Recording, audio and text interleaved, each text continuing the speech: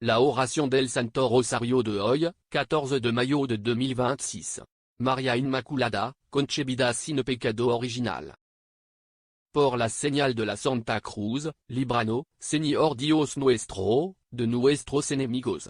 En el nombre del Padre, y del Hijo, y del Espíritu Santo. Amén. Señor, abre mi labios, y mi boca proclamará tu alabanza. Señor Jesucristo, tú eres verdadero Dios y verdadero hombre, Creador, Padre y Salvador mío. Porque tú eres infinitamente bueno y porque te amo sobre todas las cosas, me arrepiento de todo corazón de haberte ofendido. También me arrepiento porque tú puedes castigarme con la penas del infierno. Con la ayuda de tu gracia, propongo firmement no pecarme, confesarme y cumplir la penitencia que se me imponga. Amén.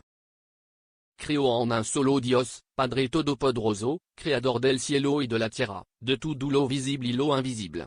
Creo en un solo Señor, Jesucristo, Hijo único de Dios, nacido del Padre antes de todos los siglos.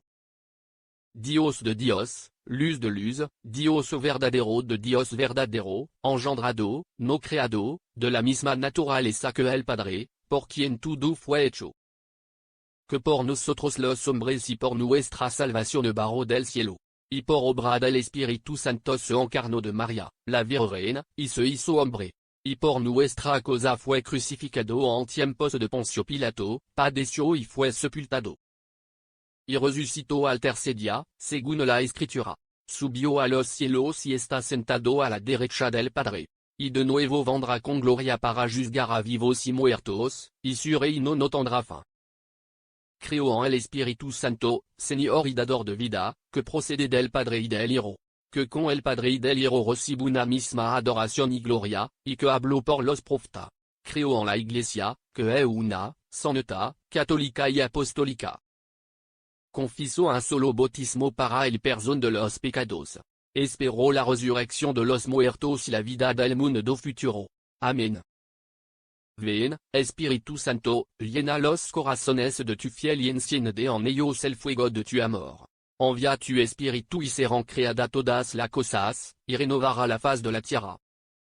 Oh Dios, que has iluminado los corazones de tus hijos con la luz del Espíritu Santo, haz que, guiado por su acción, apreciemos lo recto y gocemos siempre de su consuelo.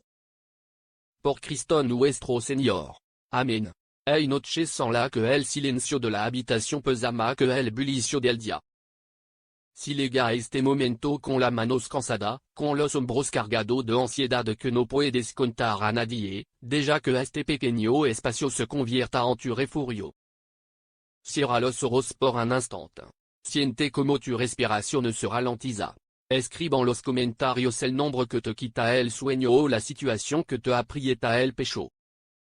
No necesita fingir ser fuerte en este momento. María sabe mirar la fragilidad sin juzgar, y hoy la madre solo te pide que suelte la piedra que estás apretando en tu bolsillo. Deja que la madre la tome por ti. Hoy contemplamos los misterios gozosos. Primer misterio, la anunciación del ángel a la Virgen María. El ángel Gabriel fue enviado por Dios a una ciudad de Galilea llamada Nazaret, a una virgen desposada con un hombre llamado José. El ángel entró en la casa de la Virgen y dijo, Alegrad, llena de gracia, el Señor está contigo. Nazaret no era el centro del mundo. Era un rincón polvoriento con casa de adobe y techo de para, donde el viento de la tarde soplaba sin pedir permiso. Me detengo a pensar en esto porque a menudo creemos que Dios solo habla en grandes iglesias majestuosas o en momentos absolutamente perfectos. María probablemente estaba barriendo el suelo irregular o amasando el pan del día con la manos cubierta de harina cuando todo el cielo se inclinó hacia ella. A veces llevamos heridas ocultas en las habitaciones trasera de nuestra vida, lugares que nos avergüenzan, rincón oscuro donde guardamos nuestros fracasos y las palabras que nos han herido. Creemos que Dios no bajará y si desorden, pero este misterio no dice lo contrario. Él busca precisamente esa pequeña. El ángel no le pidió a María que limpiara la casa antes de dar el anuncio. Simplemente apareció de repente con la gracia.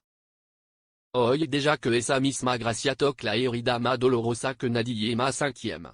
no necesita arreglar nada antes de presentarte ante él. Ven con el polvo del camino en tupi, oh Santísima Madre. Madre, que recibiste la inmensidad de Dios en la pequeña de tu casa, enséñanos a abrir la puerta al Señor, incluso cuando nos sentimos indignos y rotos. En aquellos días, María se puso en camino y fue deprisa a un pueblo de la montana, de la tribu de Judá. Entró en casa de Zacarías y saludó a Isabel. El camino hacia la región montanosa no era un sendero fácil, era una ruta empinada, llena de piedras, donde el sol golpeaba la espalda sin piedad. María llevaba al Salvador en su seno, pero sus pies pisaban la misma tierra dura que los nuestros. Es difícil entender por qué, teniendo al rey del universo dentro de sí, la madre eligió el desgaste de un viaje tan duro. Podría haber permanecido en el silencio de su habitación en Nazaret, pero el amor verdadero no sabe quedarse quieto. La madre fue a casa de su prima no para ser servida, sino para encender el fuego de la familia, para amasar el pan, para sostener la manos cansada de una mujer mejor. Cuando el desánimo pesa como plomo sobre nuestro pecho, la primera reacción es cerrar la puerta, correr la cortina y aislarnos. Nos convencemos de que nadie entiende nuestra carga y la soledad se convierte en el único refugio. Sin embargo, mirar este misterio y descubrir que la misericordia tiene pique camino hacia los demás. A veces la salida del pozo oscuro de uno mismo está en cruzar la cal para escuchar el llanto de otro. Al scarla la grimace de un hermano, de manera misteriosa, el Señor scarra la nuestras. Madre del consuelo, préstame tu sandalia. Enséñame a salir de mi encierro y cuando mi fuerza se agoten, ven tu a cruzar la puerta de mi casa para traerme a Jesús. Sucedió que, mientras estaban allí, se le cumplieron a María los días del alumbramiento.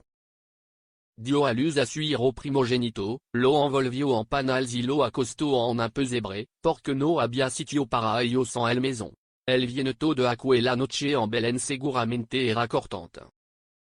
Imaginó la urgencia en los pasos de José, la puertas de madera áspera cerrando una tras otra, el eco frío de los cerrojos. No había lugar.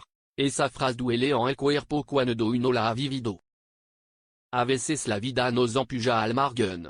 Intenta encajar, ser lo suficientemente bueno para los demás, encontrar un espacio donde tu cargas y comprendida, pero solo encuentras la frialdad de un maison leno que no te recibe. Sentimos que nuestra vida está demasiado desordenada, que nuestros errores huelen a para humedad y fracaso, y que Dios nunca quería pisar un suelo tan sucio. Sin embargo, el Rey del Cielo no exige alfombra limpia. Él irá nacer precisamente allí, en la cueva oscura que nos avergüenza a mostrar a nadie.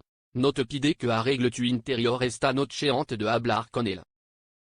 Deja de intentar presentar un palacio imaginario. Él quiere el pesebre real de tu vida con su frío y sus grietas, porque allí donde su luz brilla con más dulzura. Madre de los que no tienen donde de cobijarse, cubre con tu manto los rincones más frío y solitario de mi alma. Que hoy, en medio de mi pobreza, Jesús encuentre un rincón seguro para descansar.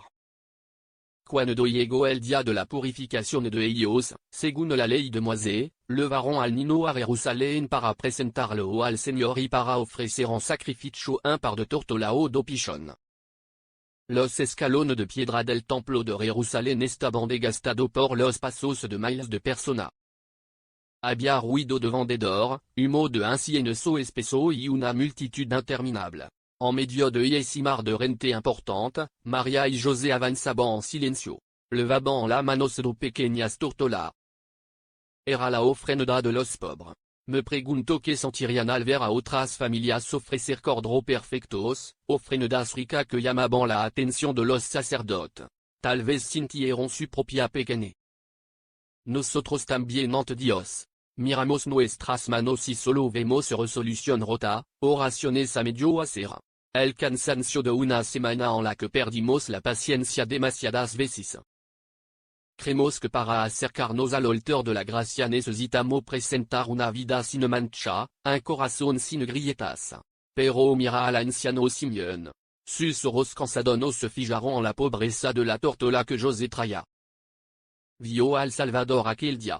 Note quedes fuera del umbral por vergüenza de tu debilidad. Dios no espera tu perfección, él está esperando tu manos abiertas, aunque solo traigan polvo y ceniza. Madre de la presentación, enséñame a acercarme al altar sin ocultar mi miseria. Ayúdame a presentar mi vida real con sus dudas y vacío, sabiendo que la misericordia de tu hijo lo llenará todo. Después de 3 días, lo encontraron en el templo, sentado en medio de los maestros, escuchándolo y haciendo preguntas. El camino de regreso a Jerusalén debió ser un dolor lento. 3 días tragando polvo del camino, mirando los rostros borrosos de los peregrinos en la caravanas, preguntando a los vendedores bajo un sol sofocante con la garganta seca. Perder a Dios es una sensación física, pesa sobre el cuerpo. A veces nosotros también caminamos muchos días o meses con esa misma búsqueda silenciosa. Buscamos a Dios en el ruido incesante de la semana, en la voces de los demás, en la prisa por arreglar nuestros problemas y de repente nos damos cuenta de que el camino está desierto. Ya no escuchamos su voz. Inmediatamente llega la sensación de culpa. Nos convencemos de que lo dejamos atrás por nuestra distracción, de que él se cansó de esperarnos a que fuéramos mejores. Pero ver a María caminar esos 3 días destruye esa idea. Jesús no huyó, él estaba en la casa de su padre. Cuando la vida se desordena y te sientes completamente perdido, recuerda que él no te evita. Solo espera pacientemente en el centro de tu alma, en el templo interior que a menudo dejamos completamente en la oscuridad porque tememos entrar. No desesperación y tus manos se sienten vacías y el cielo parece silencioso. La misericordia te permite desandar los pasos equivocados. Madre, que caminaste con el pecho oprimido buscando a tu hijo, toma mi mano cuando la confusión no me deja verlo. Ayúdame a volver al centro de mi alma sin miedo, sabiendo que al su amor siempre me espera. Padre nuestro que estás en los cielos. Reza el Padre nuestro y trae Ave María. Dios te salve, Reina y Madre de misericordia, vida, dulzura y esperanza nuestra. Dios te salve. A ti llamamos los desterrados hijos de Eva. A ti suspiramos, gimiendo y llorando en este valle de lágrimas. Y ella, sonora, abogada nuestra, vuelve a nosotros esos turos misericordioso. Y después de este destierro muéstranos a Jesús, fruto benedito de tu vientre. Oh clemente, oh piadosa, oh dulce Virgen María. Amén. Señor, ten piedad de nosotros. Cristo, ten piedad de nosotros. Señor, escúchanos. Señor, óyenos. La misericordia. Esa es la palabra que queda en este momento cuando el eco de las oraciones se apaga. Si has llegado aquí con las rodillas cansada o recostado en la silla en medio de la noche, sabes exactamente de qué hablo. Hay un cansancio que no se disuelve con el sueño, el peso de las piedras que llevamos en el bolsillo del alma, la ofensa que otros nos causaron y que aún repetimos en silencio en nuestra cabeza, las veces que fallamos y la culpa que aprieta la garganta. A menudo venimos a orar pensando que debemos presentarle a Dios una cuenta saldada, una vida sin tacha. Pero ahí María nos enseña algo diferente. La Madre no te pide que oculte tu fragilidad. Mira tu manos ahora mismo. Mírala con realismo. Están vacías y está bien. Dios no necesita que vengas con excusas o promesas grandiosas que sabes que no cumplirá. Solo necesita tu debilidad. Entrégala a quien no puedes perdonar. Suelta el resentimiento que te está marchitando por dentro como un viento frío. No tienes que hacerlo todo con tu propia fuerza. A veces la mejor acción de fe es simplemente decir, Señor, ya no puedo más. Hazlo tú por mí. Suaviza mi corazón.